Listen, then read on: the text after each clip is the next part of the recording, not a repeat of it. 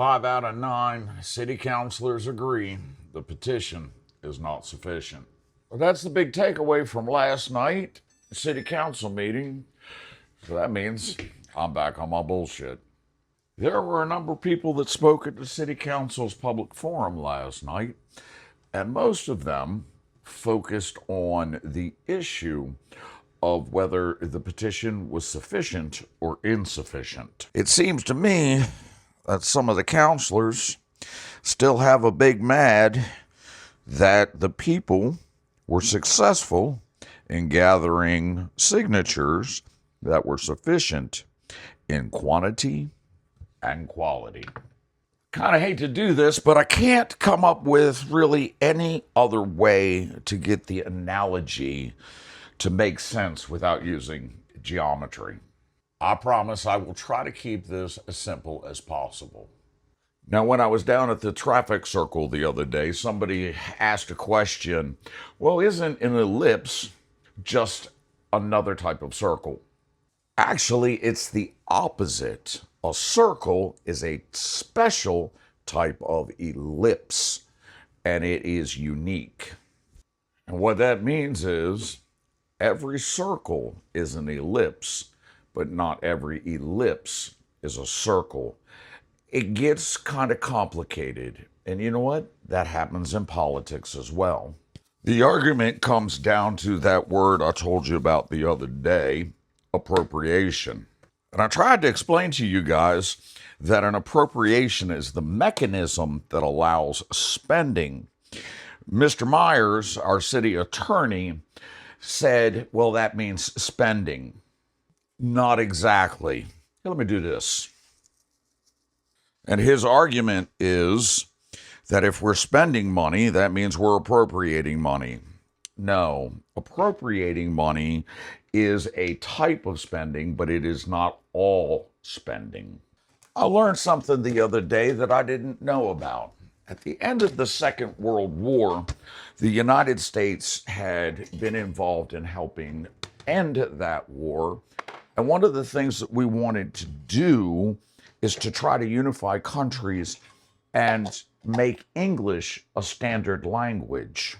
If you know anything about the English language, it is nothing more than 4 or 5 languages dressed in a trench coat, standing in an alleyway, making up the rules as it goes along. And the folks that had wanted to make this what they call basic English, they reduced the entire English language to about 800 words that would fit on one piece of paper. I mean, that sounds simple enough, right? You reduce the number of words that anybody has to learn and you can have more effective communication. But you run into silly things like you don't have the word tears anymore. That is now eye water. You don't have the word sweat. That is now skin water. Some of y'all might think I make this stuff up. I don't, because I'm not that creative. I do have a fairly extensive vocabulary, and I know some of you have heard it. And some of you that are old school might catch this reference. That's double plus good. But it wouldn't have mattered which way they voted, because it was still going to court no matter what, because it is the purview or the job of the courts to make decisions on law. I'm going to put in the comments what I spoke about last night so you can get a grasp of what my intentions were with that. So both of the attorneys got to present their cases, and then there was a Q&A session. Now, Ms. Tuck asked if this was not an appropriation. Could Mr. Myers explain why it was not an appropriation? And he went on about his opinion of this is spending, and all spending is an appropriation. And then Mr. Rexroad asked if this shouldn't be settled in the courts. And again, Mr. Myers said it was his opinion that the legislators should issue a ruling on legislation.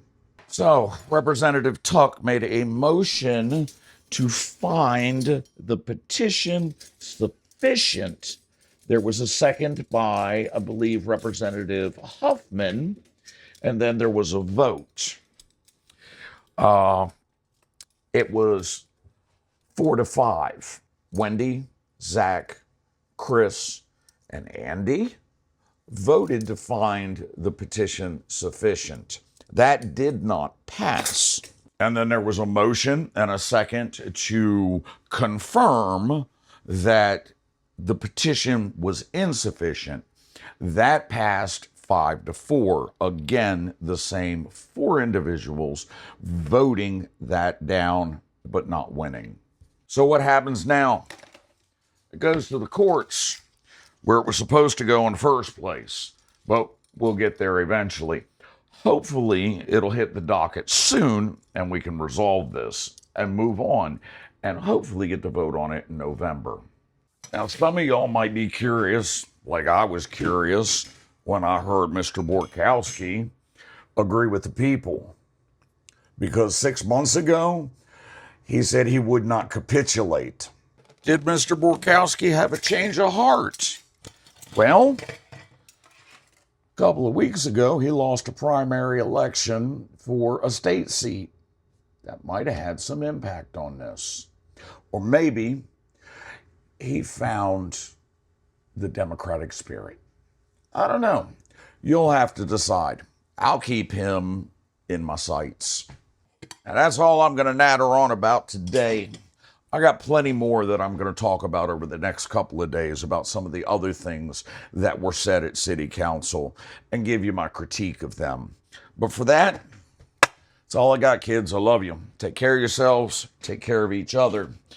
Let's work on building our community up so it is stronger all the way around. Love you guys, and I'll talk to you soon.